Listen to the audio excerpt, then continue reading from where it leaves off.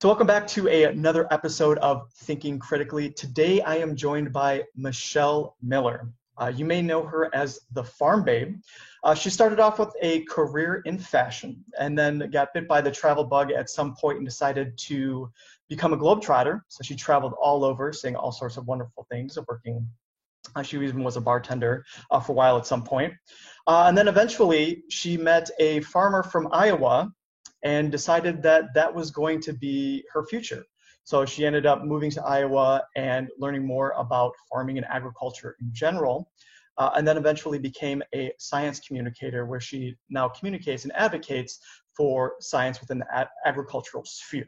Anyway, Michelle, thank you so much for joining. How are you doing this morning? Yeah, thanks for having me. I'm doing great. Excellent.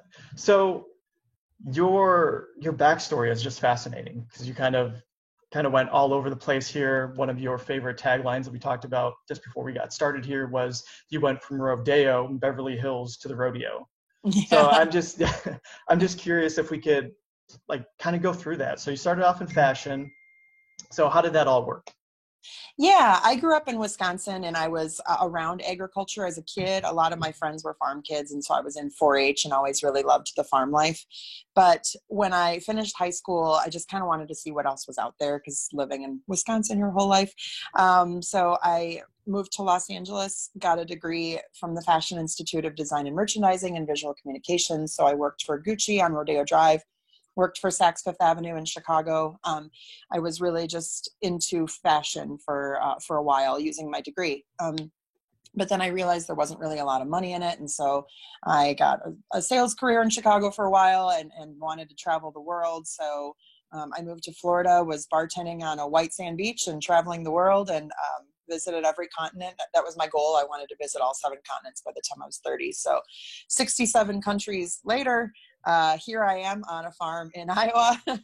When I was bartending in Florida, Pensacola Beach, and that's where I met my boyfriend. And so I moved to Iowa for him, and have been up here now for a little over 6 years. So That's a fascinating story. Okay, so I am also a huge I've been fan all of over the travel. place. Yeah, no, I absolutely love travel myself, and I did a bunch of it when I was in my 20s.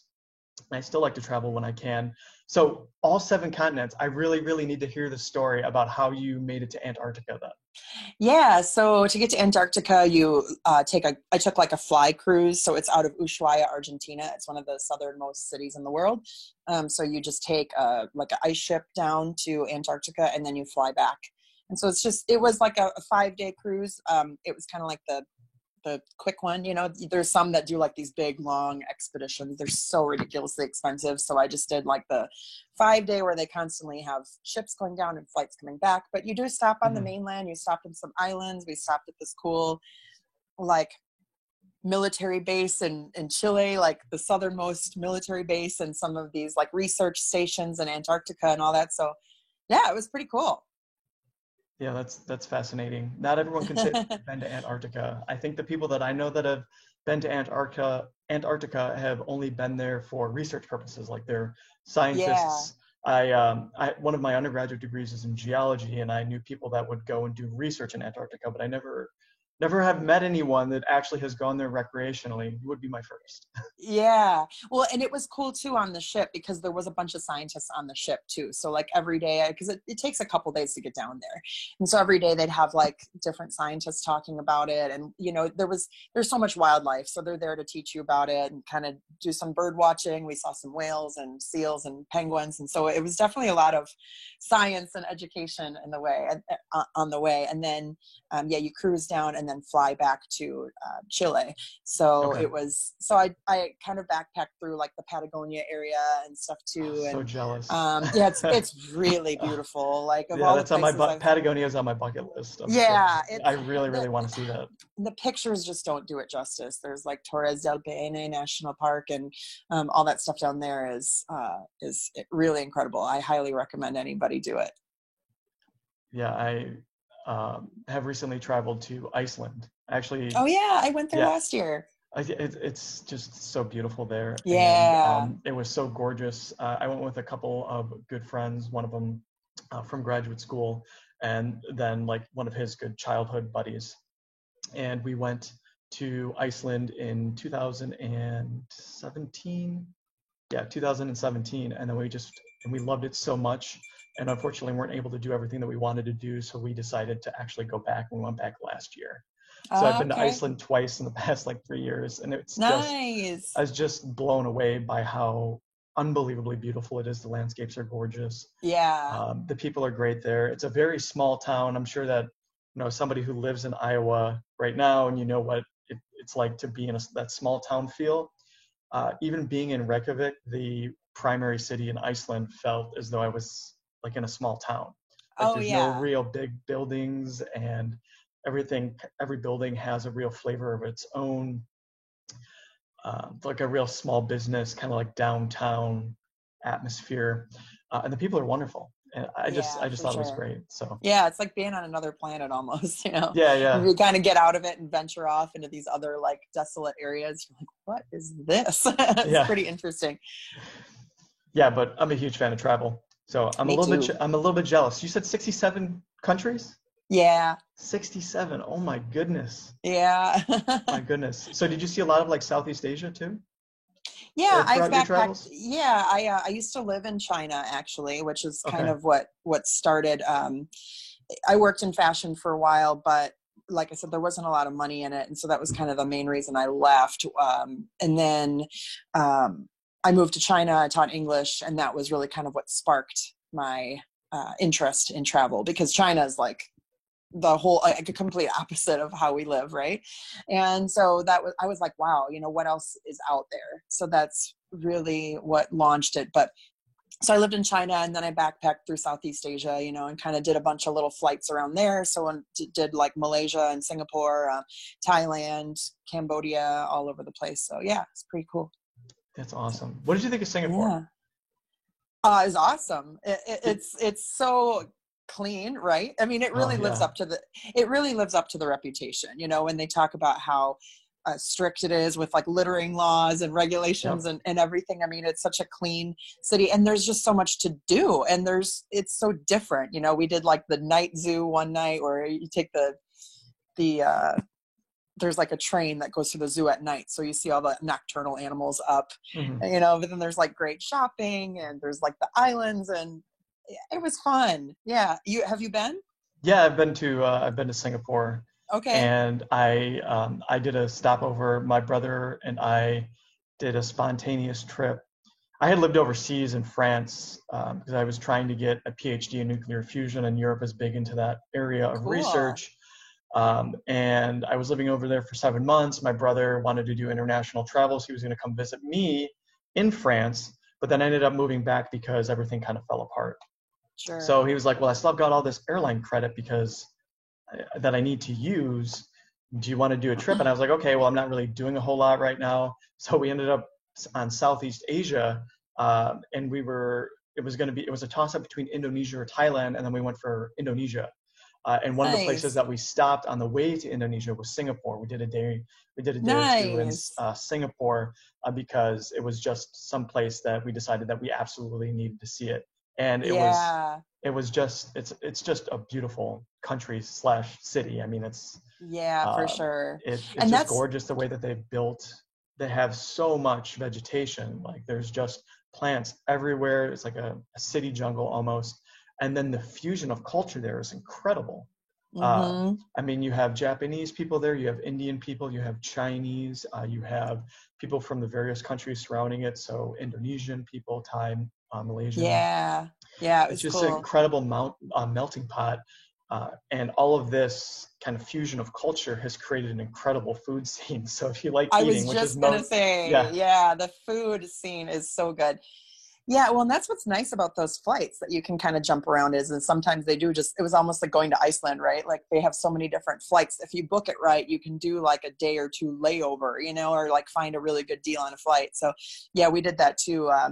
I went with a couple friends of mine. This was several years ago, but yeah, to get to Bali, you're like, okay, well, if we do it this way, you can do it here, but for $100 more, you get this insane long layovers. It's like, even if you're just doing like, I think I did Kuala Lumpur, Malaysia in like a day. And it's like, okay, okay, we'll just do like the hop on, hop off bus and like just do like a little crash course of a day. I was like, all right, let's do it, you know? So it's kind of That's fun. awesome. Yeah, that's Yeah. awesome. Good. And like for me, traveling is a form of education, like going out and experiencing new cultures and just Oh seeing yeah. how other people live. It's like in the top three of things that I love spending my money on. Is Same, going same. out, like going out Yeah. and seeing the world and just seeing how 100%. Yeah. other people do it. I've never been a fan of stuff, you know, it's like, Yeah. so for me, it's like, all I need in life is like a passport and a credit card. Like, let's go. Yeah, right. You know, that's but it's now, shocking but now I'm because on a farm too. So, hey, you know, yeah, you got to kind of be there too, but yeah, absolutely.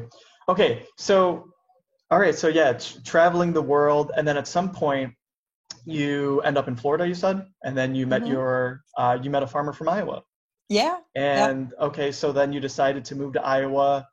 How long ago was this? Like early 2000s? 2014. 2000. Oh, Yeah. okay, Yeah. 2014. And Yeah. then at what? Yeah, okay. So 2014, and then at some point you decided that you wanted to become an advocate in the agricultural space for presenting facts and Yeah. promoting the science. So I'm just really curious to hear how it is that you went from okay, you found yourself on a farm to then becoming the farm babe, essentially.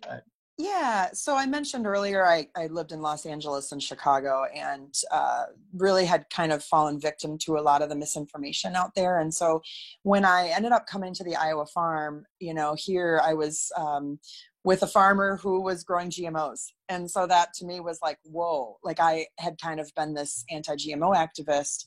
And so it was just, I started learning, right? And he Okay. looked at me like I was three heads when he learned that I was against GMOs, you know? Yeah. And so when he just taught me, like, you know, we'll talk about Monsanto, right? Because there's so much controversy around that or whatnot. But, you know, if you're around here in Iowa and you talk to farmers and you say Monsanto, like nobody thinks they're bad or weird. So it's the misinformation out there. Like I was like, what? Everybody knows Monsanto GMOs are evil. And then Mhm. when you talk to the farmers, they're like, huh, what? They are? Like, no, they're not. So it's those ideas are so far removed. And so I really kind of started my blog to say like, GMOs are good. And on the other side of that, it's like, there's so many large scale farms around me, what you might call factory farms. And, you know, even dating a farmer was like, you know, he's using growth hormones sometimes, and sometimes he uses antibiotics. And so all these things that I had once feared, like I was this big advocate for like clean eating and organic and non-GMO. And that's what I believed as a city girl. But when you really dig in on the science, you realize that a lot of that stuff's just marketing and it's really not true. And so that's really kind of what it started off as, is just to debunk those myths. Yeah, so it's funny that you say that at one point in your life that you used to be against GMOs because I actually have a similar story where Mm-hmm. not only was it GMOs, but for a while there too, I was questioning the safety of vaccines. But that's for another time. But as far as GMOs, yeah, but as far as GMOs go, I had at one point also convinced myself. And Yeah. as you know, I'm currently going through a PhD program. I'm by all means a scientist, and I was even able to convince myself. So Yeah, yeah, same. these Well, things happen. yeah, well, and if you look at the influence, right? I mean, there's so much money to be made off of consumer fear. And so, you know, even myself too, it's like, I mean, I graduated high school with a 4.0. I was like, you know, good grades, 3.9 college GPA. Like I was like, you know, I'm not a stupid person, but, you know, when you don't get to talk to farmers, and that's really the thing, is who's carrying the message. It's the food companies and them trying to sell you a product, and they want to sell you organic and non-GMO because they make more money. And there's only 10 GMOs to begin with. So many of these brands just throw non-GMO on it, and that people don't even know what a GMO is. So they're like, okay, well, that sounds good. Yeah, But oftentimes they're on products that don't even have a GMO counterpart. like But Himalayan sea salt. I've seen yeah, I've seen that. yeah. I've seen it on bug spray. Like, what? Yep, It's so yep. weird. Or So one of my favorites that people might not actually catch at first is the non-GMO label on bread. yeah. And as you know, there's no GMO wheat available unless that's changed. I mean, Yeah, no, there's no GMO wheat, but there can be GMO additives, like, you know, with yeah, sugars and stuff like that, that can be derived from GE crops. But, I you see. know, at the end of the day, I mean, where we are in Iowa, we're corn and soybean country, and 90 or 95% of farmers are choosing to grow GMO crops. And so you have to ask why. And so that was really what I was learning about, which sparked me wanting to start the Farm Babe, was, okay, GMOs actually allow farmers to no longer have to spray insecticides. They allow farmers to adhere to no-till farming practices better, or reduce their chemical usage, grow more crop on less land, save crops from disease, like whatever the case may be. Farmers grow them for a reason. And so you have these myths out there, people saying, oh, farmers are just beholden to Monsanto and they're forced to do this and all this stuff. And it's like, no, we have plenty of companies to choose from. And, you know, we choose to grow what we want to grow based on our climate and soil type. And, you know, if it helps the planet, we're going to do that. And so I think that's what pissed me off the most, was coming from a point of wanting to care about the environment, because we all care about the environment, but thinking, well, I care about the planet, so I have to avoid GMOs, when the opposite is true. Yep. And it doesn't really matter what the food label says. I mean, like organic, non-GMO, or GMO crop, it just depends on the pest pressure and what's going on and how you manage that. But for us in Iowa, GMO is the way to go for the most part. So yeah, particularly if you're growing the like the corn and the soybean. So those have been genetically engineered for a purpose, to be right. You know, to grow more per acreage, to allow you, as you said, to use less insecticide. You know, what's funny too is that, so Monsanto is like the grand villain of anyone who is an anti-GMO individual, and there are multiple other companies out there that have genetically engineered products. Mm-hmm. They do the exact same thing, yet nobody ever hears about them, right? But nobody ever hears about it. It's always just Monsanto. Monsanto and Bill Gates sometimes. Right, exactly. Coupled with vaccines sometimes as well. You know, they're out to depopulate and kill humanity. So I know, which is great for business, right? Sarcasm. Yeah, right. Let's make money by killing our customers. Great idea, right? Yeah, it doesn't make any sense, but it doesn't. I mean, but it's influential. You know, no, absolutely. The movies that are out there, and then farmers are 1% of the population, and they are out busy working, and so you just don't always get to hear their stories. So I wanted to give them a bigger voice. Yeah, that's fantastic. And you know, part of the reason why farmers are only, as you said, 1% of the population is because of technologies such as genetically modified foods, where you can have one individual growing so much more food than we could in the past. Yeah. So, if you look at how agriculture has transformed over the past century, less and less of the population has been able to actually grow more food because of technologies such as genetic engineering to create genetically modified organisms or foods. It's just there's this disconnect, I think, because people have become so spoiled from our food supply. You know, it's the same thing that happens with, for example, with vaccines. People are so spoiled by not having these diseases around, or in this instance, with genetically modified foods, you're so spoiled with having this abundance of food, and that there's just huge disconnect between the food that you consume and where it comes from, and people just don't understand it. So first world problems at their finest. Yeah, no, it really is, and I hate to say that, but it is a first world problem. I mean, for example, you know, the vaccine, you know, that is for sure a first world problem as well, because if you were in a third world country, you know, you see people lining up and walking miles in order to get an inoculation because they know how bad these diseases are. Right. So, for example, people here, you know, going back to foods, you know, they just have to develop a further understanding, and some people do, you know. It's not everyone, but we have a good You and I portion. changed our minds, right? Yeah, so if we can, other people can. Yeah, absolutely. If we changed our minds, then everyone else can as well. And or it's so just we hope. Yeah. It's a noble fight. It's a noble pursuit. Absolutely.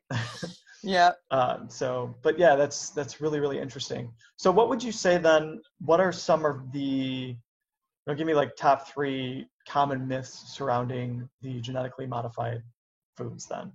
I mean, that you deal with on a regular basis, because you're out there, you deal with the public on a much larger scale than I do, at least in this space. So I'm just curious as to what are some of the common concerns about genetically modified foods, and what would be the answer for them? I think for example, go ahead.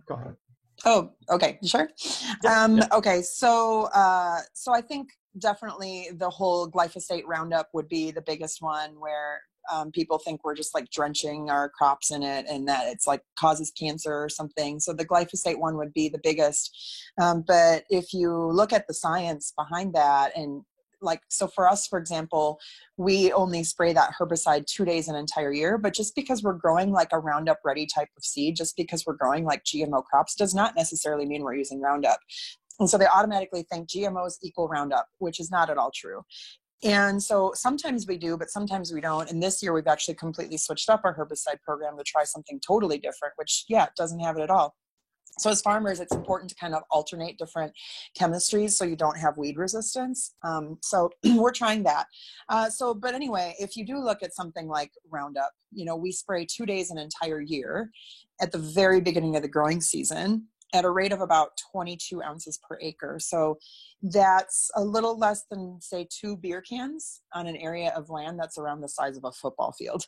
So people freak out thinking we're using all these chemicals when it's extremely minimal. And so when you see a sprayer, it's like 99% of what's coming out of that sprayer is water. And so people think we're just drenching it, which isn't true. It's chemicals are used very minimally. 2 days an entire year at the beginning of the growing season. So we plant, we spray, and then about a month or two later, we'll spray again. So we're waiting now for this first flush of, or second flush of weeds, and then we'll go out and spray here probably in a few weeks will be the second pass. And so that's kind of the biggest one. If you look at, well, people say, oh, glyphosate causes cancer, but there's so much research behind it proving that it's not a carcinogen. But then if you look at the people saying, oh, the IARC says it might be a carcinogen, but they say that literally about everything ever. Yeah. It's like everything, but it's so easy to go down this lawsuit path where they're like, I mean, if you go to a courtroom and say Monsanto's Roundup gave me cancer, the jury's going to go, oh yeah. But, coffee is a carcinogen, right? Yep. But I don't think you could convince a jury that's a non-scientific community to say, well, Starbucks coffee gave you cancer. They'd be like, get away from my coffee. Like, do not mess with my coffee. And so, but the IARC is like, oh, everything causes cancer. Everything causes cancer. But then if you talk to like oncologists and people that do cancer research, they're like, no, really, like the only thing that definitely causes cancer is smoking, and so little things like that. So that's weird. But then there's like the agricultural health study and all this research that has been done. But again, it's like the dose makes the poison. So, Yep. That's, anyway, the world's gone mad. Yeah, no, I'm, going back to like coffee being a carcinogen, I think it's even more broader than that. And they say like hot beverages. So like tea, or if you just drink hot water with lemon in it, like that is a carcinogen. Yeah. And people also don't seem to understand that, as you said, the dose makes the poison. So for example, I could OD on water. I could drink. It is possible for me to drink too much water and I could die by the dose depleting myself of electrolytes or something of that nature. But people don't seem to understand that. And also, if you look at the research, like you said, glyphosate is very safe. It's actually historically, I don't know if it's the safest, but it's definitely one of the most safest. It is. It's a herbicide. A herbicide. Yeah. One of the most safest, or is the safest herbicide ever created thus far. And people also need to understand too that we don't grow our food in a vacuum. It's not a sterile environment. We do the best we can with the conditions that we're given, and the conditions have weeds and they have insects or pests. Yeah. So you need to deal with those. And how do you deal with those? We need to. Yeah. That's definitely probably one of the biggest ones. Yeah. And pesticide is actually like an umbrella term, which encompasses like herbicide, insecticide, fungicide, etc. So sometimes you just say, oh, pesticides and herbicides. It's like, well, herbicide is technically a pesticide. But so I would like to make that clarification because that's probably another thing I hear all the time is people like herbicides and and I'm like, so this is how it works, y'all. So I think that's probably like one of the biggest ones. But if you talk to some of the older guys around here, like the previous generation or two, they used to have to spray these insecticides and all sorts of, a lot more chemicals, a lot worse than they are today. And so farmers are singing their praises compared to what it used to be. And someday, you know, our next generation or the generation after that, they'll look back and be like, oh God, remember in the early 2000s when we had to spray Roundup? God, thank God we don't have to do that anymore. But as of right now, it's definitely one of the safest herbicides we've ever had access to. So yeah, I think that's probably one of the biggest myths is like, no, your food's not drenched in chemicals. Yes, we're using less. It's very well regulated. I think the corporate control is another one. I mean, when you're looking at the GMO genetics, I would say it is pretty true that, you know, you do have like Monsanto is bought by Bayer, and then you've got, you know, your Sygentas and Dow DuPont, you know, and they're all buying each other up, right? These companies do just keep getting bigger and bigger, and there's definitely some truth to the corporatization of it all. But at the same time, we don't have to. I mean, we can still buy from like smaller independent seed companies, which I love to support as well. Mm-hmm. But for us, I mean, we feel like you get what you pay for, and having those genetics is worth it. And if somebody wants to buy a cheaper seed and they want to try something else, they can, but those are usually more like a smaller scale hobby type farmer that don't really depend on those yields to make a career. The farm I'm on is a little over 2,000 acres, and that's it's a full-time commercial farm, you know, so it's different when you have somebody that's just got a couple acres. You know, you kind of have to manage it differently. So, you know, Yeah, big egg, definitely.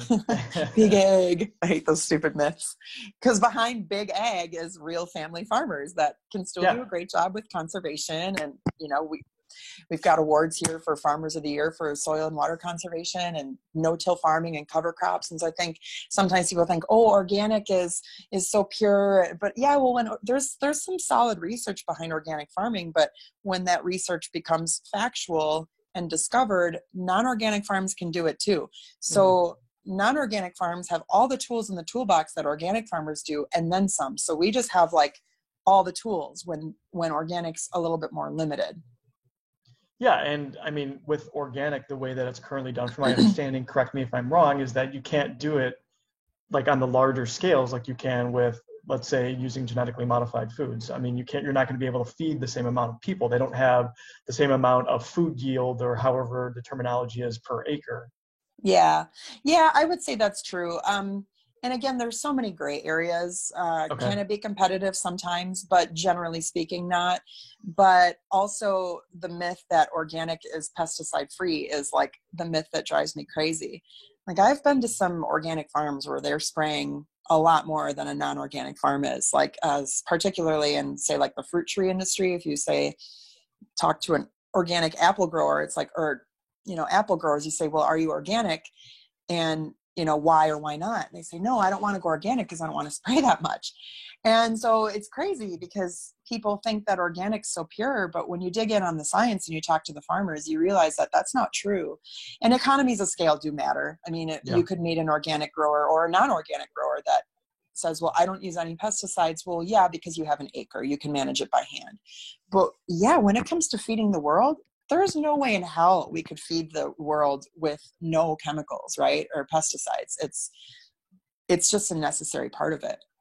I always do an analogy. If you think about people being living, I mean, we need medicine, we need bug spray, we need food, we need sunscreen, we need all of these chemicals on our bodies to save ourselves. And plants need that too. They need nutrients. They can't compete with weeds. They'll die. You know, they need all these things. And it's our job as farmers to care for those plants, just like a doctor would care for us in our health. You know, something also that you brought up that I thought is really interesting, that is a very common misconception, is that in organic, somehow organic is pesticide free. And I know that when this is going back to my anti-GMO days, that I was a big promoter of organic, and one of the reasons is that I thought that, oh, well, I didn't use any pesticides, and that's really common misconception, is that somehow organic is pesticide free, when nothing could be further from the truth.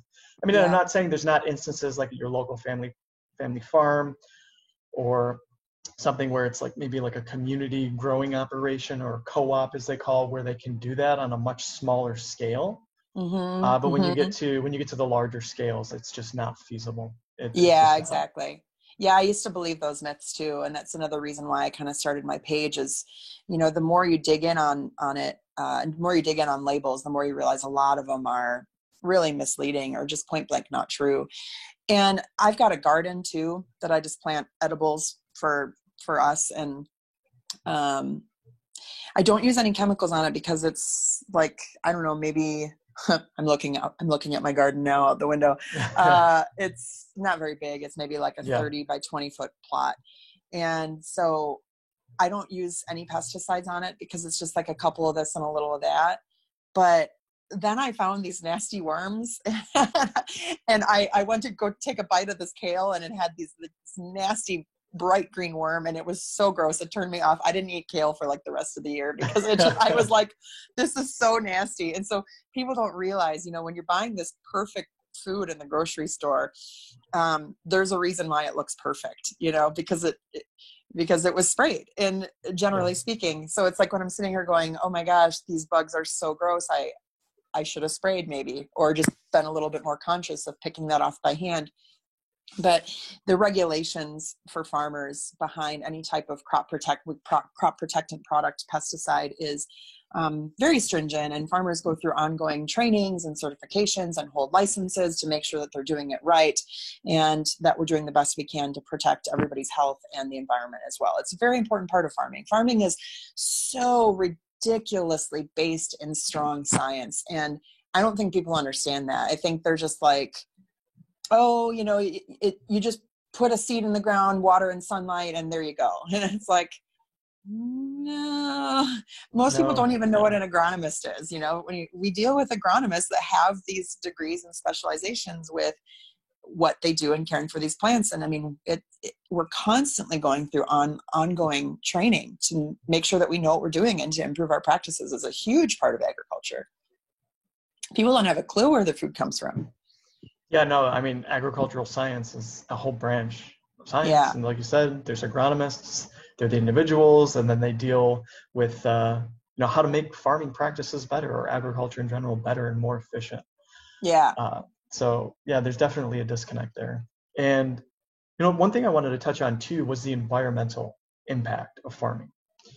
Because farming does have a large impact on the environment, particularly when you're talking about, you know, the fertilizers, you know, the issue with the dead zone in the Gulf, and other things. And how is it that over the years, particularly using science, genetically modified foods, how has it lessened the impact, the environmental impact of actually growing food?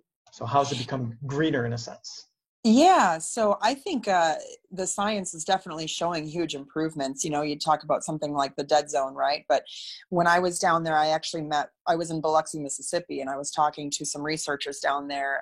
They're kind of affiliated with the fishing industry, and there's like a museum down there that kind of, and I talked to the researchers, and they said that they don't really see the issues with fishing in the dead zone. Like, I think a lot of that too is kind of media hype. Okay. But when problems arise, I mean, there's science is on it to improve that. And so even here for us in Northeast Iowa, I mean, our farm is 15 minutes away from the Mississippi River. And so for places like us, I mean, you have the NRCS, Natural Resource Conservation Service, that rolls out programs to encourage us to do more no-till farming and cover crops. So that's just one example. So where we are, we're really hilly. Conservation is very important. And so they say, okay, a lot of farmers didn't want to do cover crops because it's expensive. It's like an added input where you're like, or it's a new technology, it's a new program, and sometimes you got like the good old boys that don't want to switch. They don't want to open up their minds to new ideas. But fortunately, there are programs that offer incentives to farmers, or maybe they'll do like a cost share program to help offset those costs. And they're so interested in pushing the better science that they offer different programs, incentives, or maybe you get like a credit if you do no-till or whatever it is. So every region, state, county is different. But for us, these are really important. We started like a no-till society. And so anyway, I think that's kind of the main gist of it is when problems arrive, you say, okay, here's how we're going to do increased buffer zones. We're going to try this cover crop and different ways to improve the environment, which again is something that's really important for us as farmers. Now, if you look at the actual EPA statistics, agriculture accounts for 9% of greenhouse gas emissions, according to the US EPA. So that's EPA standards for the United States. So if you look at agriculture's carbon footprint as a whole around the whole world, that's going to be different. But for our country specifically, it's 9%, with 4% of that coming from livestock, 2% coming from cattle. So of all the GHG emissions, you've got 2% coming from cattle, which is another kind of misperception. They say, oh, agriculture, cattle are destroying the planet. But like, where is that information coming from? You find that a lot of that comes from animal rights activists, or it comes from the flawed study from 2006 that was Livestock's Long Shadow, which was, again, funded by the animal rights vegan activists who are spreading a lot of misinformation or taking old, outdated, retracted data to try to like push this narrative. And again, you know, where just like the anti-GMO movement, you've got the anti-meat movement too. Their messaging is strong. They get celebrities. They get, they're paying a lot of money to change the narrative, to try to convince people that it's all doom and gloom. And that's kind of the media in general for you, right? Like doom and gloom sells, that fear mongering sells, whether that's for an ideology or for a food product, you know, like GMOs are bad, buy organic for 3 times the money. And so is there ways that we can improve the environment? Absolutely. And we're working towards those goals every single day. But a lot of times the negativity is a little bit overblown, which is pretty standard for media hyperbole. You know what I mean? Yeah, no, absolutely. You know, what is that saying? If it bleeds, it leads. Yeah, I mean, the media is definitely going to focus on anything that grabs your attention. Yeah. Whether or not it's entirely factual, as we've come to see over the years. I mean, obviously some media organizations are worse at this than others, but in general, I think it's fair to say with all of media that they tend to focus on the negativity or more outlandish things in order to just grab attention. Right. I know from what I've read about over the years about agriculture is that it's definitely gotten better from an environmental standpoint. So, I mean, regardless of human activity, whenever you're using, I mean, you need energy, right? And the current way of getting energy is through fossil fuels. And you know, just like anything else, the agricultural industry uses fossil fuels. They use other things as well. But this has gotten better over the years as technologies have gotten better. So particularly, you know, I was talking about, I didn't realize that as far as the dead zone goes, I didn't realize that it had improved so much, or perhaps my view of it was a little bit more negative because of the things that I have read. But I know that I have looked at the science in a little bit more detail, and it does look like over the years that things are definitely getting better. So yeah, the researchers in that area. Yeah, the researchers I talked to were like, what dead zone? You know what I mean? Like, oh, really? Like, okay. Yeah, so they're like, the fishing's great. Like, you know, They didn't really see the problem. But then again, those are a few people I talked to. I'm sure, you know, there's always multiple sides. There's always multiple avenues to get information. But the people that I spoke to directly, you know, just didn't really feel that way at all. But there's got to be obviously some truth to it. It's just, you know, it might be on the more like deeper, like, you know, there's various layers, obviously, right? Because it's very deep in the Gulf of Mexico. Yeah. So perhaps it's you know, as you go further down, like, you know, toward, you know, the first 100 feet or something like that, it's not really that big of a deal where you would actually fish. But as you go further down, perhaps because the runoff, that's where it settles within the water column. I don't know. Yeah. I'm not an expert in that, so. I just know, like, for example, you know, so many of us have switched over to no-till farming in this area as one example. But it wasn't like that 30 or 40 years ago, right? So sometimes improvements are made, but that science and what's happening in agriculture doesn't always catch up to mainstream media. So it's, you know, it's kind of like people talk about factory farming or livestock, you know, constantly being fed antibiotics. Well, there was some truth to that decades ago, but that's not a thing anymore, you know, and like livestock are not routinely given antibiotics anymore, partly due to FDA regulations and just better biosecurity, better science, you know, better ways to care for livestock. You just don't really have the issues that you used to have. So, but good news doesn't always sell a story in the media. No, it certainly doesn't. So yeah, that's curious. Okay, so I know that this isn't related to growing crops, but it's definitely a part of farming. So the antibiotic thing, that's like in the hormone, that has been a big issue for certain groups. And I know that when I was again involved with the anti-GMO people, that they're also very concerned about the antibiotic use in the within the farming industry, along with the use of hormones. So maybe we could talk a little bit about that. Yeah. Some of So the the common funny thing, misconceptions there. yeah. So the funny thing about hormones is that they're actually not really allowed in any livestock except for cattle. So when you see the label that says no added hormones, like on poultry or pork, it's strictly marketing. There's actually no such thing as added hormones in poultry or pork. So sometimes they're used in the beef industry, but there's no nutritional difference. So some years we do growth hormones and some years we don't on our farm. This year we didn't. Last year, yes. We're kind of just doing that as an experiment to see, is it even worth the time and money to do it? It's just a little pellet under the ear, helps them grow a little faster, but the end product, if you're looking at, say, a steak, there's like a 0.6 nanogram difference. So you're looking at a fraction of a billionth of a gram. So there's no nutritional difference. Now, when you're looking at something like RBST and dairy, if you look at like a milk carton and it says no RBST, well, BST is a hormone that cows naturally produce. RBST might just give them a little boost of a hormone that they already have. However, once again, you don't really need that anymore. I mean, it used to be more commonplace, but with the improvements in nutrition, genetics, housing, all of these things, it's like farmers are no longer seeing that ROI, return on investment, to using it. So you'd kind of be hard pressed nowadays to find like a dairy farm that uses RBST. And a lot of it too comes down to consumer pressure. People don't want it, whatever. And then you're like, well, I don't really need it. Using growth hormones as beef cattle is difficult. It's expensive. It's time consuming. It's frankly kind of a pain in the ass to run them through the chute. Okay, hold still while we do this, like this pellet under the ear. It takes a skilled person to do it.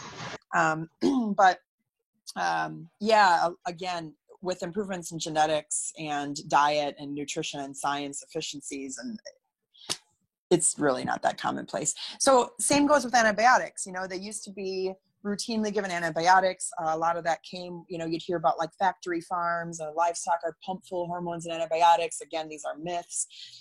Antibiotics used to be more prevalent, but again, we've improved the science of housing, biosecurity, to go to, say, like a large-scale pig farm, for example. You have to shower before you enter the barn. You have to shower when you leave the barn. So that way you're not bringing in any type of diseases, bacteria, biosecurity.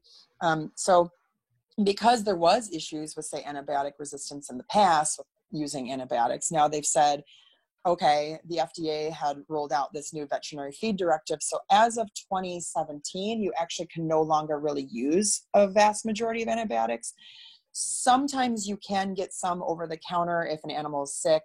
There are some available over the counter to use as needed, but there's still that withdrawal period before the animal can go to market.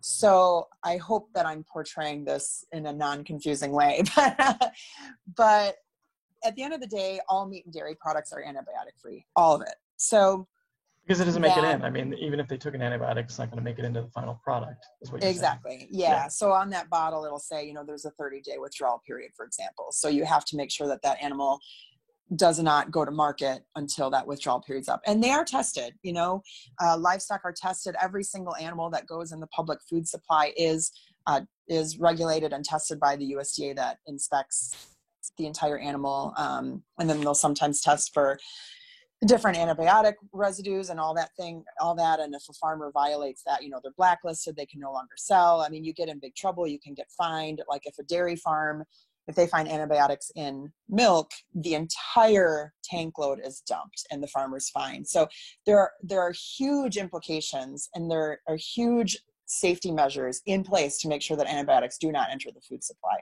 So again, there's a lot of this misinformation, or it's older, outdated information. Nowadays, it's very commonplace to raise livestock with no antibiotics ever, even on the larger scale farms, due to these improvements in ventilation, housing, biosecurity, all that.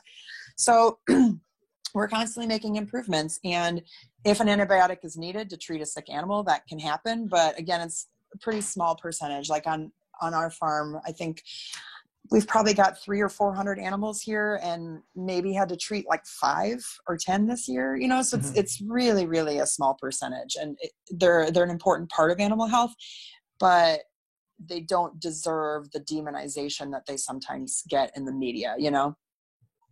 Yeah, I've definitely watched, full disclosure, I've definitely watched documentaries about like antibiotics being abused. Documentaries funded by vegan animal rights activists. Yeah. Yes. Yeah. A So, lot of those are not truthful. Probably. I've definitely watched stuff about these, and I know that there's just so much misinformation out there. But it's good to hear that. Well, because antibiotics are really important, right? I mean, even like in humans, it's one of the best medical science technologies that we have available for combating bacterial infectious diseases. And bacteria resistance is definitely something that society is becoming more and more concerned about. And we're concerned about abuses by doctors overprescribing antibiotics when people have like viral infections, because you don't want to use antibiotics whenever you have a chance. You want to use antibiotics whenever you actually need them, because like anything else, bacteria evolve and then they become resistant to these things. So we want to make sure that we have this tool for as long as possible. So I know that there was criticism, and there's probably still ongoing criticism in the food industry as well when it comes to using antibiotics on your animals.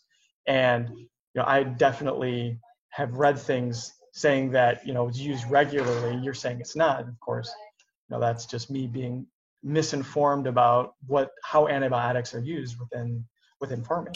So yeah, well, and it used to be more commonplace, but it's been phased out over time. Okay. Yeah. So as of 2017, so I mean, this is like 3 years ago only, that the FDA said, from now on, to use these prescription or to use these antibiotics, you have to have a prescription from your veterinarian. And it's very strict. Like, I had a sick lamb once, and I called my vet, and I was about to lose this lamb, and he was like, no, I will not prescribe you anything because I haven't been on your farm in the past 6 months.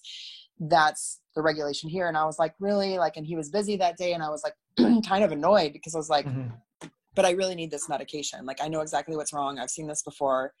Hook me up. And he's like, nope, I'm not going to put my medical license on the line because I have not been there and I have not seen to treat and diagnose. And I was like, all right, amen. Like, it works. And so I'm not mad. Like, it can be frustrating because like, oh, it's a pain in the ass. But at the same time, I'm not mad because it's the law, and I'm going to do what is required. And I appreciate the steps that have been taken to improve and reduce antibiotic usage and improve farmers' health, and having a closer relationship with our veterinarian is always a good thing. So, yeah. Absolutely. And I did end up getting the medication. I did end up getting it. You saved it? Yeah, he was able to, like, he was really busy, but he's like, oh, let me see. And he moved some things around, and he was able to come out, and I got it. So it's one of those things you're like, yeah, but like, this is kind of serious. Like, can you kind of prioritize me a little bit here, Yeah. So, yeah. So again, that's just building those relationships with your veterinarian is important. Absolutely. That's great. And I'm happy to hear that. You said it was a lamb? Yeah. Yeah, I'm happy to hear that the lamb made it, and that that more care is being taken within the farming industry or the livestock industry in order to just make sure that antibiotics are only being used when necessary. And simultaneously, I'm happy to see that on the human end too, because absolutely, because of antibiotic well, resistance. and vaccines too. We talk about the importance of vaccines, which are so popular in livestock too. So, you see these problems that develop over time. That's what's beautiful when you think of science, and why it's important to communicate science, because it's like, oh yeah, if you looked at what it was like in the 90s when poultry were constantly given antibiotics, and then now they say, well, this is the problem, this is why they were given antibiotics. But now over the years, instead of doing that, now there's vaccine innovation. So now you can just prevent the problems before it happens. You don't have to worry about antibiotics and everything like that. So all around, we're seeing incredible improvements in agriculture. It's a really beautiful story to tell, and doesn't really get a chance to be heard, because science is not sexy. It's kind of boring. And nobody wants to read a 20-page study. They want to just get the cliff note and the meme. And it's easy to put out memes and cliff notes by the people that are scaring you into paying more for a different product, or to scare you into a different ideology, so fear sells. Absolutely. Yeah, I totally agree with you on the point that science isn't really that sexy, and there's this huge disconnect between what it is that scientists do and the general public. Because I think that people think of them as these individuals locked away, conspiring, doing all sorts of odd things that are somehow making the world better, but they don't understand it. And there's this lack of communication between what it is that science is doing and the general public, which is why science communication, something that you're partaking in, is such a needed asset, in my opinion, these days. Because people just don't seem to understand. And because they don't understand, it leads to distrust, fear. And, you just kind of had this breakdown. And that's why we have the anti-science movement. You have this rise of anti-intellectualism where people are rallying against universities and these professors, locked away in their ivory towers. And of course, there's some disconnect between what they do there and the lives of your scientists in a university versus the average person. But that doesn't mean that what they're producing is somehow less valuable. Because they are producing science. And it's not just scientists within universities. Of course, you have scientists within large corporations, such as, the agronomists with Monsanto and the other food organizations that you probably deal with regularly. But anyway, I was just curious as to what your thoughts are with, anti-science. I mean, you encounter a lot of anti-science people, I'm assuming, as a science communicator. So, for sure. What are your thoughts on that? Yeah. So yeah, you're absolutely right. And a lot of it too, sometimes when you talk to people that have been in science their whole life and it's all they know, they're not always good at understanding. Like sometimes I say that farmers are disconnected from the disconnect because they've been so in their little small town bubble that they don't really realize just how bad it is out there. So since I came from an anti-science background, and when you go to oh my God, I went to a grocery shopping in Los Angeles last year, and I wanted to I was like, oh my God, so many labels that are just bullshit. But how many large scale farmers do you know live in downtown Los Angeles? So since I came from that side and have understood both sides of that very well, people don't always understand what farmers do, and farmers don't always know how to communicate that. Sorry. Oh, this cough congestion is driving me crazy. Anyway, so there's that. And then there's also some of the scientists that are very good at their jobs and they're very intelligent, but they're not always good at portraying what they do to the general public. So you talk to some scientists sometimes and you say, well, what do you do? And then they talk way over your head. And it's okay, but can you kind of dumb that down a little bit? And then they try to dumb it down a little more and you still don't get it.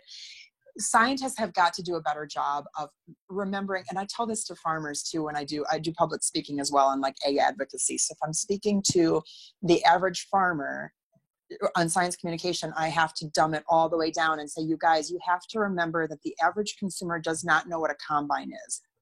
They do not know what a soybean field looks like. They do not know the difference between, they don't know what a cow is versus a heifer. They don't, the very basics of where your food comes from. And it's the same for science. So you've got these different avenues, but then at the same time, you also have a lot of scientists that are not allowed to speak out.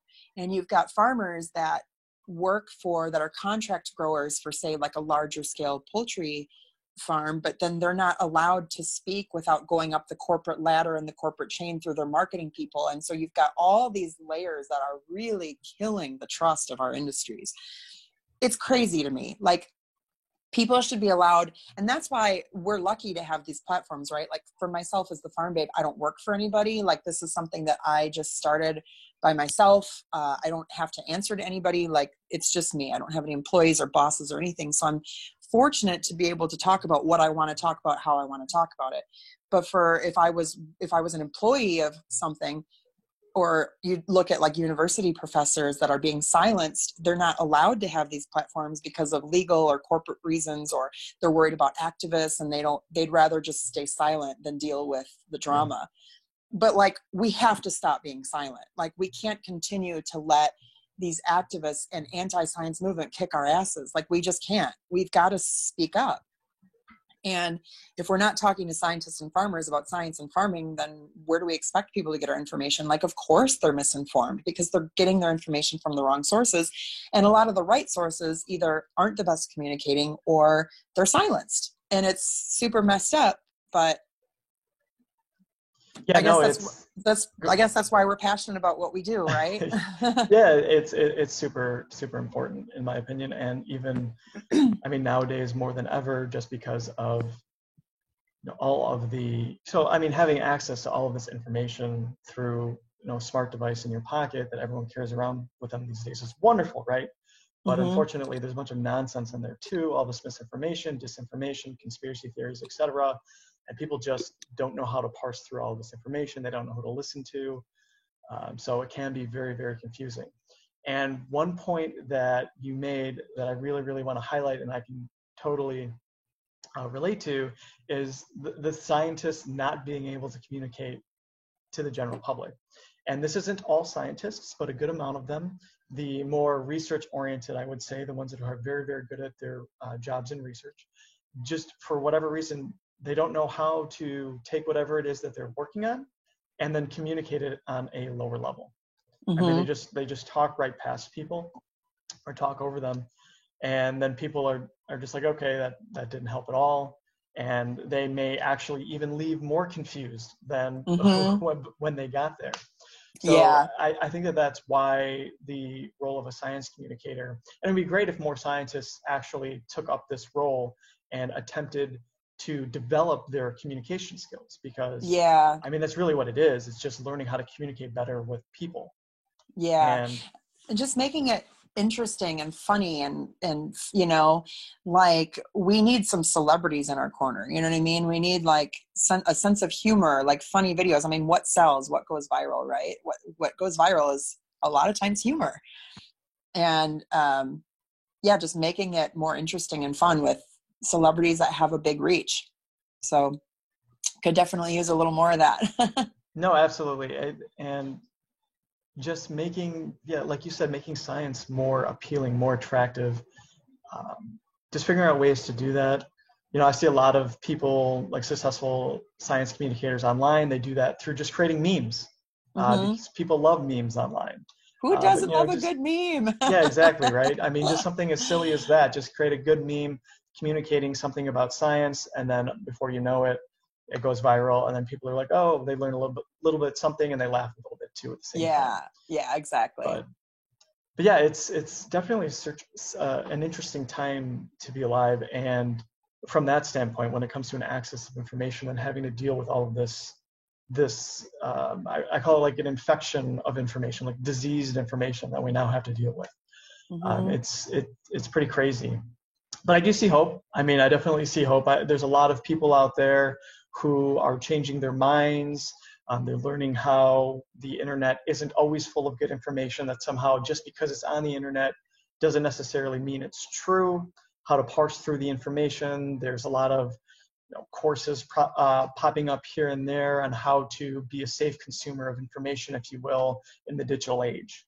And I know a certain aspect of what I do with intelligent speculation and this podcast, Thinking Critically, is not only talking about science, but also talking about critical thinking and just learning how to, being open to being wrong, how it is that you can structure a good argument, things of that nature. Yeah, for sure. So it's definitely interesting. Yeah. So, I mean, do you directly work, like, do you consult with, you obviously work with farmers on a regular basis, but I'm curious as if you like do a lot of consulting with actual scientists within the agricultural sphere to just learn more, like, who do you go to, I guess, to get the better science? Yeah, so I'm a primarily a keynote speaker. So when I Okay. started the Farm Babe platform, it really has kind of blown up, and so I speak at a lot of conferences. So a majority of my information, pretty much all of it, comes direct from the source. So if I'm speaking at, like for example, I spoke at Purina on their cow calf uh, information and got to speak to the scientists and be in the room with people developing feed, right? So they're the ones that are researching and studying the rumen, how it works. And so, when you learn information about feed and where it comes from and the scientists, or I've been in the laboratory at University of Kentucky. I speak at a lot of universities, I speak at a lot of schools, and then through there you just kind of build a really strong network of people that do this for a living. We've got to talk to scientists about science, and so a lot of it's just been building relationships. Followers ask me questions about something and it's like, well, I don't claim to be an expert on that topic, but I know someone who is. And so a lot of Yeah. it's just connecting those dots. So I love learning from the scientists and taking what they do and making it digestible so that the average person can understand it. So a lot of it is coming from that. I do do a little bit of work as a social media influencer too. So sometimes I partner with different brands, like you had talked earlier about renewable energy, fossil fuels. Well, another cool thing that's great about some larger scale farms.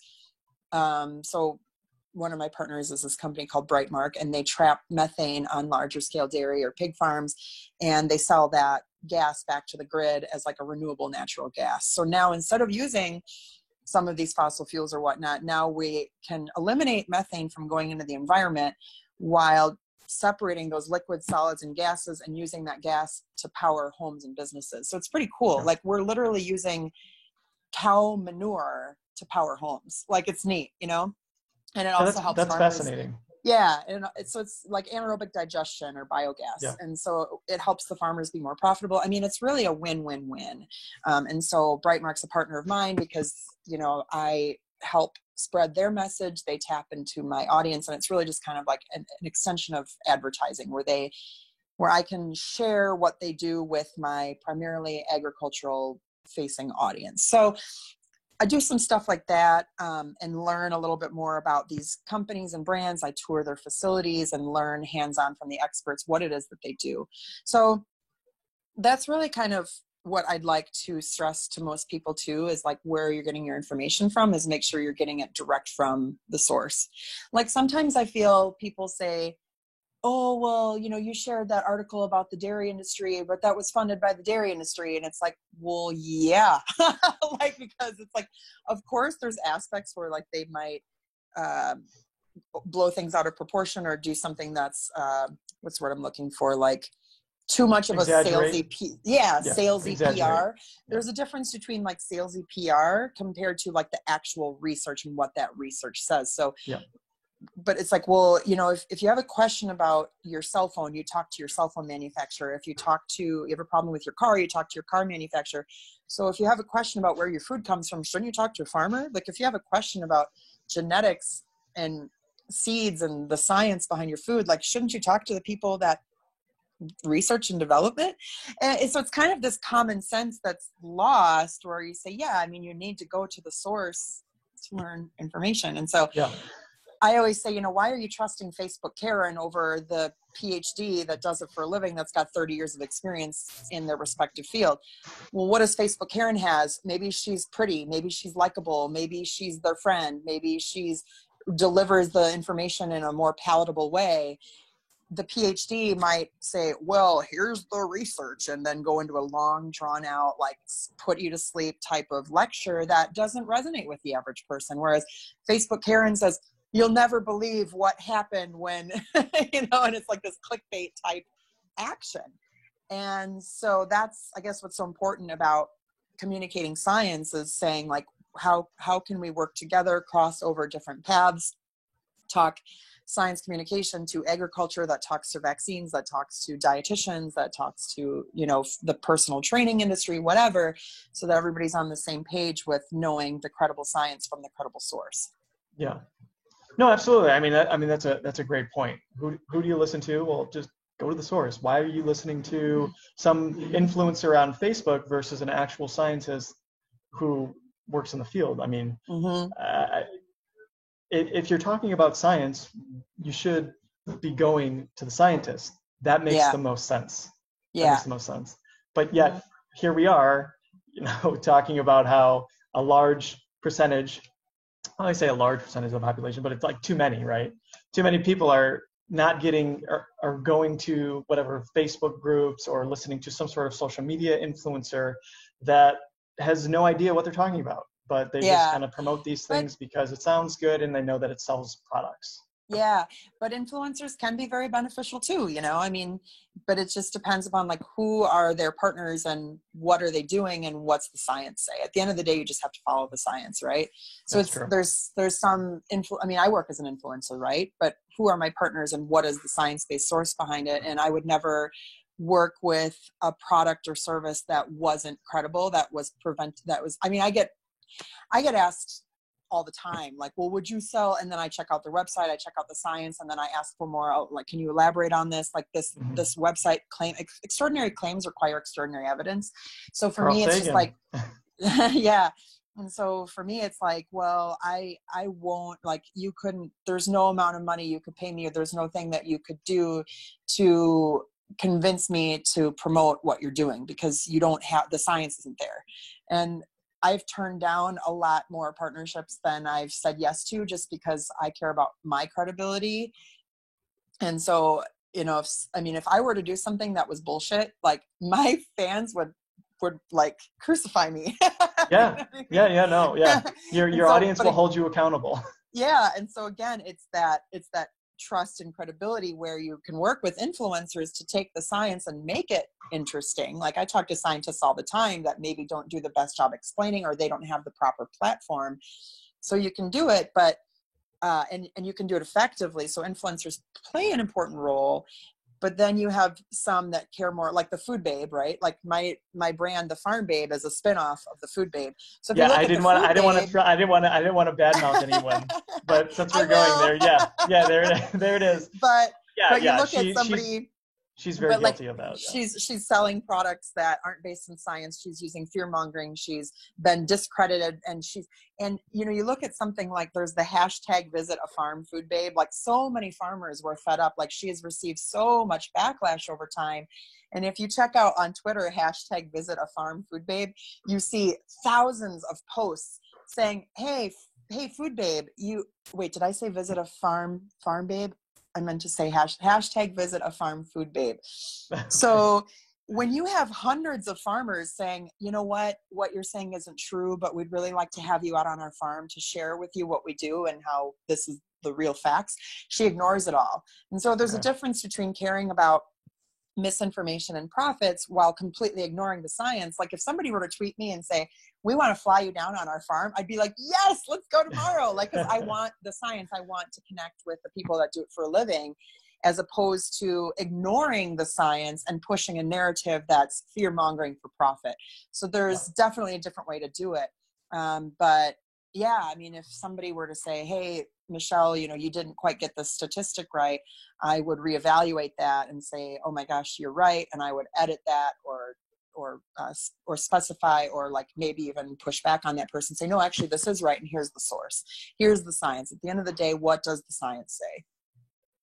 Yeah, I think you made a very good point there that, with influencers, obviously you're an influencer who works very closely with the scientists. And that's right. Really important, particularly because you're working in the realm of agriculture and there's a bunch of science. And then there's other influencers like the Food Babe, who is out there promoting anti-GMO and other sorts of nonsense. Yeah. And then people, even when people she's call offered, her out. What's that? People call her out, and then she just bans them. She just deletes the comment. And it's like, that's not how you build credibility. Like, the second you just have to ban and block everybody that like disagrees with you or challenges you, that's when you lose credibility. You know what I mean? So there's the Facebook group. There's the Facebook group called Banned by the Food Babe. No way. There's 10,000 people in the Facebook group Banned by the Food Babe.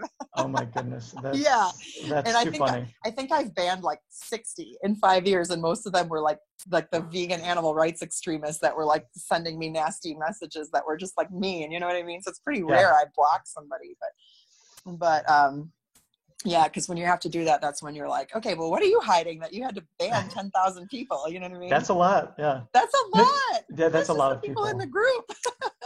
It's insane. You definitely see that with individuals who are protecting an ideology and not an actual. Um, it's a belief system, right, or an Mhm. ideology. It's not scientific at all. Where you kind of update your worldview when you're presented with new evidence. What they're trying to do is preserve this little bubble that they want to live in that doesn't reflect reality. Exactly. It doesn't reflect Yes. reality, and you don't see that in just this space. You see this in other spaces too, where you have a belief system or an ideology that exists in a world that has facts that conflict with what these people believe. And when the facts Exactly. conflict, they don't want to hear it. They just kind of tune it out or they ban you or whatever. Yeah. And then they Yep. just continue Exactly. marching along. And Hmm. yeah, that's And I, not that's not how I prefer to live my life. And I know with my platform, I encourage people as much as possible to not do this, that your worldview should be aligned with the evidence, because once your worldview aligns with the best available evidence, from there, you can make the best decisions for yourself, hmm your family, your friends, etc. exactly. Yep. So we need some more of that moving forward. Hopefully, yeah, hopefully more and more people will catch on to that and say, you know what, this is what I need in my life. I need to be a little bit more open-minded, and that it's okay to be wrong, basically.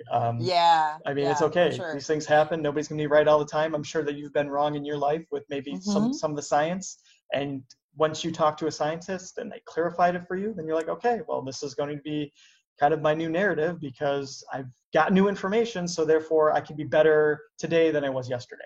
Exactly. And that's what science is always about, right? Like I think scientists and peer review process and everything is always about trying to find holes in an argument and figure out how we can improve all that. And that's the beauty of science, right? You know, you talk about what was happening decades ago that doesn't happen anymore, and you talk about the improvements, and you know that's really what it's all about is that constant desire for learning and growing and self-discovery and like scientific evidence and study. So yeah, it's pretty cool.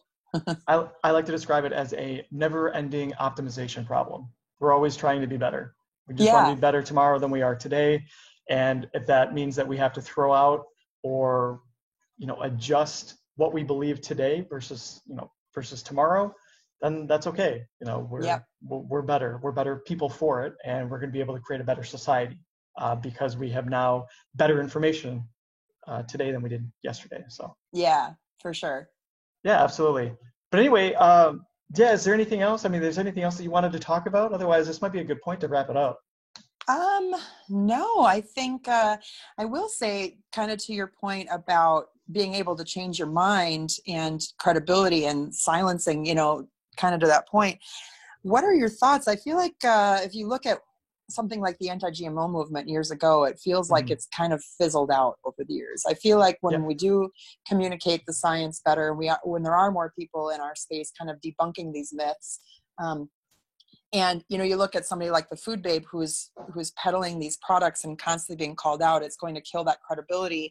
You look at the same with food labels. If you say, well, organic uses pesticides, GMOs are not bad, the science shows this, the science shows that, and you look at all these labels, and that ultimately is what kind of erodes trust. And so it's like I want to encourage, I guess, food companies um, to stop that. Yeah, no, but as long but as they'll do it, as long as they can make a profit. And yeah, as but soon as the consumer understands through science communication yep. that these labels, that these products are not doing what they think that they do, then the consumer will stop consuming them, stop buying Yeah, them. And it's I mean, really, at the end of the day, money talks. So. yeah, it's really a short-term gain though, you know, like for example, I was at an organic farm conference last year and it was put on by Organic Valley. And like I said, it was at an organic farm conference. And so everybody around me were like organic farmers. And I was really surprised to hear them speak up and say that they're like, I don't even want to be an organic farmer anymore because nobody believes me. Like organic doesn't have integrity anymore. Like people don't buy it as much as they used to, you know, they're like, I'm embarrassed with how our marketing is portrayed. You know, a lot of farms go organic because they think they can make more profits, which is fine. There's a market for it. Be more profitable by all means from a farming perspective. But when that organic milk is sold to a label that says conventional farms are destroying the planet and GMOs are terrible, and if you're not buying our product, you're poisoning everything, then the farmer is kind of going, you know, you're kind of putting me at a tough spot here, because I just want to produce organic milk, whether they believe in the process more or they want to be more profitable, fine. But all of a sudden they're like, but that's how you're advertising what I'm producing? Like, I don't want to put down my fellow farmers. Like, a lot of farmers are stuck in this hard place because they're like, I want to do organic, but I don't believe that my non-organic friends and neighbors are bad people. They just have a different marketing or different practices, but they do a good job too. So, you know, it's one of these things. I think the more we're kind of like diminishing this misinformation, the more traction we're having. But I hope that, and I feel like the tides have been turning. I feel like food marketing now isn't nearly as bad as it was, say, 5 years ago, you know? So I guess, what are your thoughts on that? Yeah, no, I think that the tide is turning. And when it comes to the anti-GMO movement, so one thing I can look to in particular is that in the 2016 presidential election, one of the candidates, Bernie Sanders, was promoting GMO labeling, which is nonsensical. I mean, and I was a proponent of labeling during my anti-GMO days, because I thought that somehow that this would help the public be smarter consumers if you allow GMOs to be labeled. But then I realized at some point that labeling is nonsensical, because you can't tell any difference when it's been modified versus when it's not been modified.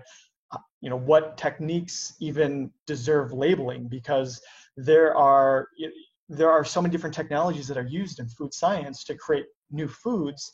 How do you choose which ones then deem a label versus others? And it just becomes ridiculous. It's so But anyways, nonsensical. yeah, it's completely nonsensical. But then if you look at so his platform this past election season, so he just ran again for president in 2020. Sanders did.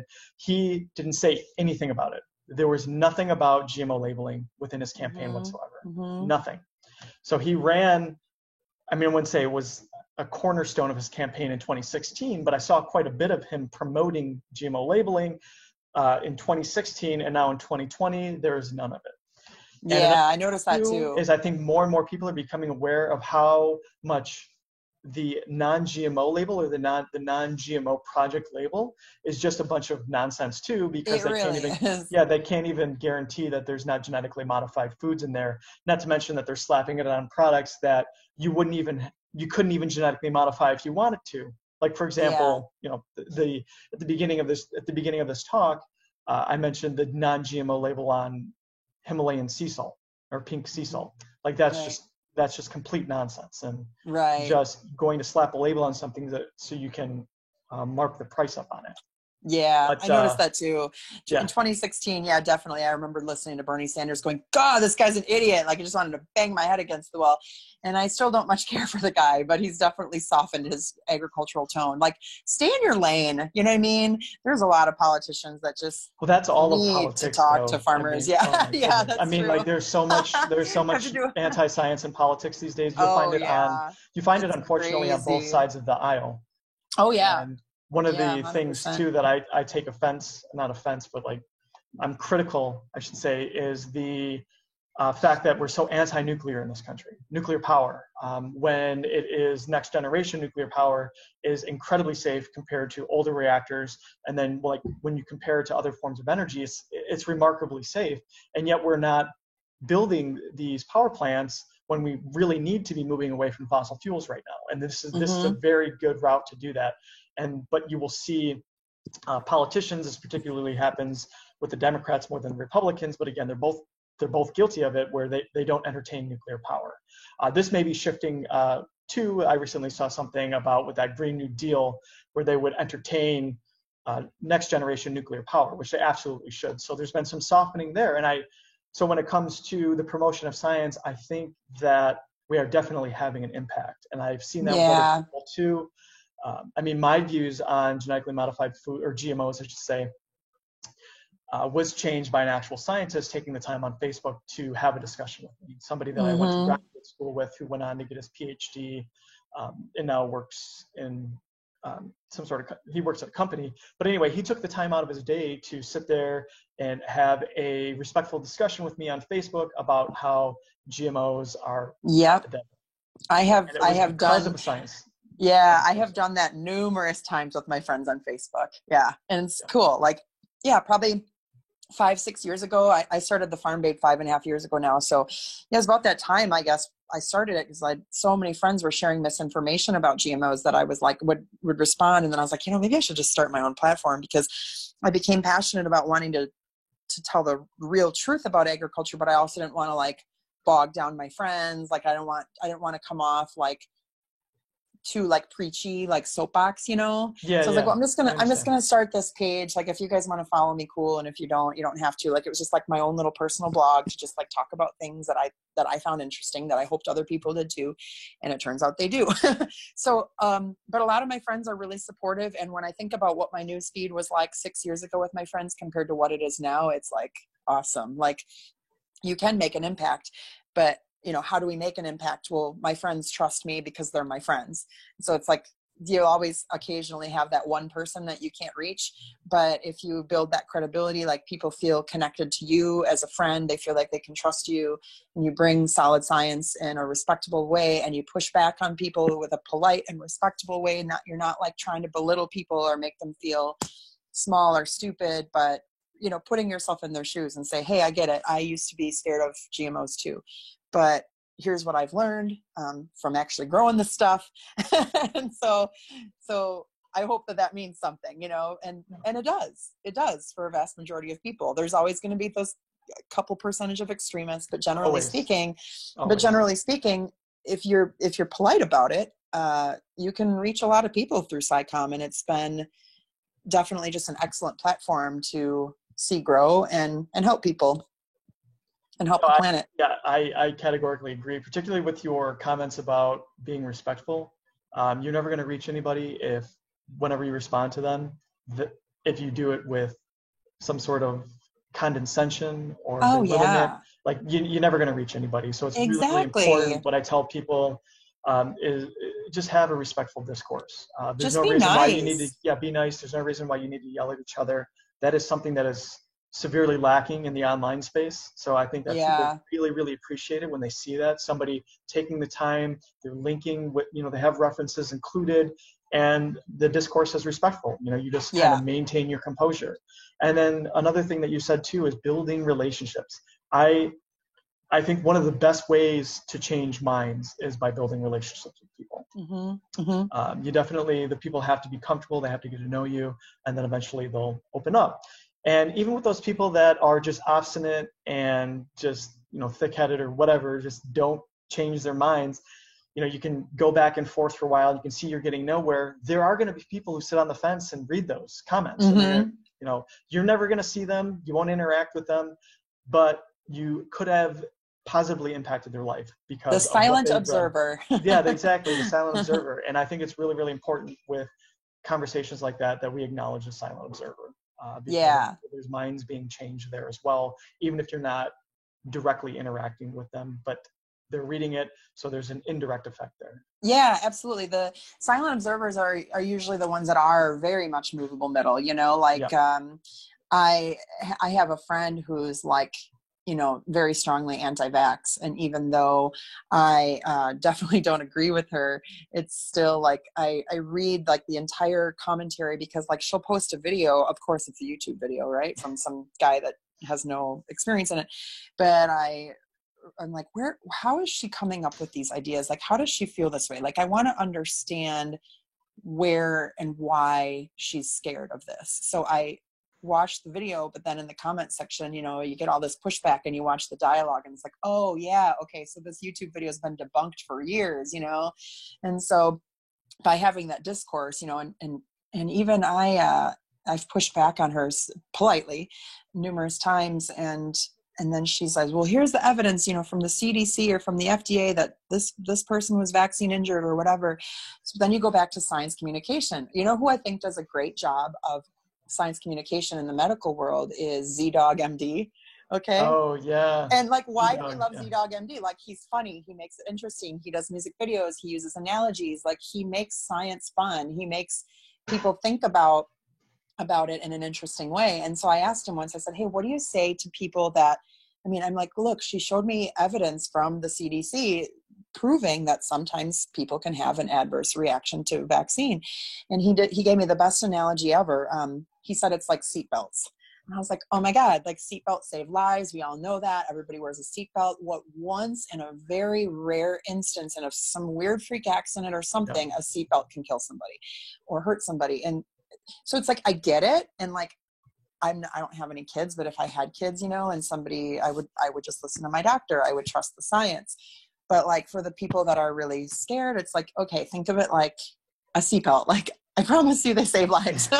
You know what I mean? Yeah. But anyway, I think that's kind of important to understand different sides of an argument, to understand where the information's coming from and how to like relate it to the general public and say, like, I use analogies in agriculture all the time. Like, plants are living, we're living, we all need chemicals. We need sunscreen or bug spray. Plants need bug spray and all that stuff too. So maybe not sunscreen, but you get, actually, yeah, they do sometimes. You got to roll out the netting or protect them from different weather elements. You know, you never know. So yeah, there's all sorts of things, but yeah, no, science communication is important, and it's a good platform to utilize and how we can help move society forward, I guess.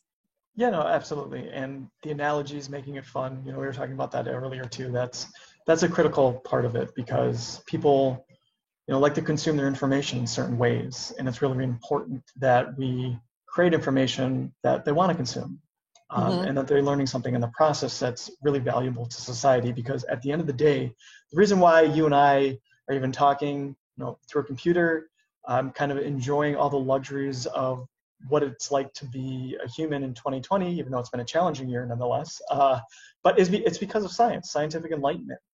You know, at some point, humanity developed this, and it's just been great. Yeah. I mean, it 100%. has led to all of these wonderful technologies, which are underpinned by somebody who did science. And people, I don't think, really understand that. And it's really important, I think, you know, play a pivotal role in communicating that to them, to teaching them, instead of just, you know, memorizing facts that science has produced for us, to actually learn to appreciate science. Which is like, it's like literally the best instrument or tool that we've ever developed. For sure. I don't think your average person really appreciates that. Yeah. So completely agree. Celebrate farmers and scientists. Yeah, exactly. Right. Actually, anyway, I think it says it right on my coffee mug today. The right to know requires the responsibility to learn. Support farmers and scientists. Everybody says, we have a right to know what's in our food. No, you have the right to talk to the experts that can teach you about your food. Yeah, that's very true. You should learn about, people should be curious about their food, and then they should talk to people like yourself or the scientists or whomever, and to learn more about it. But anyway, yeah, it's been great, Michelle. Thank you so much for coming on. Conversation's been wonderful. So for those who are listening to this episode, where exactly can they find you? Where can they find the Farm Babe? Yeah, no, thank you. It's been a pleasure to be here today. My website is thefarmbabe.com. You can find Farm Babe as my Facebook page. It's where I do most of my outreach, is just Farm Babe. And then my handle on everything else is The Farm Babe. So if you search for @thefarmbabe on Instagram, Twitter, Snapchat, whatever, you'll find me. And I just try to utilize as many platforms as I can to bridge that gap. So. All right, wonderful. Definitely looking forward to more content and more of the Farm Babe as far as guest appearances, you know, influencer stuff in the future. Yeah. Anyway, for those of you who are tuning in, thank you so much for joining us today, and stay tuned until next time.